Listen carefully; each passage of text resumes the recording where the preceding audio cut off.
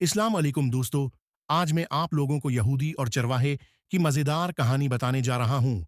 एक यहूदी का गुज़र मुसलमानों की एक बस्ती से हुआ। उसके दिल में एक तरकीब आई कि क्यों ना मैं उन्हें उनके दीन के ताल्लुक से उनके दिलों में शकूक व शुबहात पैदा करूं और उन्हें उनके उलमा से बदज़न कर दूं। बस्ती में दाखिल होने से पहले ही एक चरवाहे से मुलाकात हुई। यहूदी ने सोचा कि क्यों ना इसी जाहल से उसकी इब्तिदा की जाए और उस चरवाहे के दिल वो दिमाग में इस्लाम के खिलाफ शकूक व शुबहात पैदा किया जाए। यहूदी ने उस चरवाहे से मुलाकात की और कहा कि मैं एक मुसलमान मुसाफिर हूं।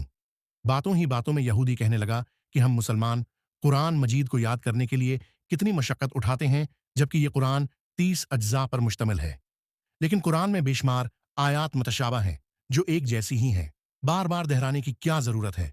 अगर मतशाबाहात को निकाल दिया जाए तो कुरान और भी मुख्तसर हो जाएगा और याद करने में बहुत आसानी भी हो जाएगी। चरवाहा उसकी बात गौर से सुनता रहा और खामोश रहा।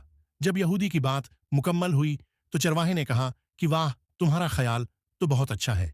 यहूदी दिल ही दिल में बहुत खुश हुआ कि ये चरवाहा मेरे जाल में आ गया है। फिर अचानक चरवाहे ने कहा कि मेरा एक सवाल है। यहूदी ने कहा, पूछिए। तुम चाहते हो कि कुरान में जो मतशाबहात या तकरार है उसको निकाल देना चाहिए? हाँ, बिल्कुल, मेरा यही ख्याल है कि जो आयत एक मर्तबा से ज्यादा हो उसको कुरान से खारिज कर दिया जाए तो कुरान मुख्तसर हो जाएगा और याद करने में आसानी भी होगी। चरवाहे ने कहा, मुझे ऐसा लगता है कि तुम्हारे बदन पर भी बाज आज़ा एक से ज्यादा हैं जो तकरार पैदा कर रहे हैं, जिसका कोई फायदा नहीं है। क्यों ना तुम्हारे दो हाथों में से एक हाथ को काट दिया जाए, दो पैरों में से एक पैर ही रखा जाए, इसलिए कि ये तकरार है। दो दो आंखों की क्या जरूरत है? काम तो एक आंख से भी पूरा हो सकता है।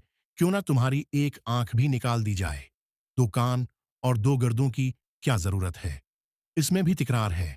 अगर इन तमाम तकरार वाले आज़ा को निकाल दिया जाए तो तुम्हारा बदन भी हल्का हो जाएगा और ग़ज़ा की मकदार भी कम हो जाएगी और तुम्हें ज्यादा जदोजहद करने की भी जरूरत नहीं रहेगी। क्या ख्याल है?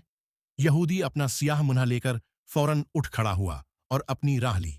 जिंदगी भर यही सोचता रहा कि जब मुसलमानों के चरवाहे की ये फिक्र है तो उनके उलमा के अफकार कैसे होंगे।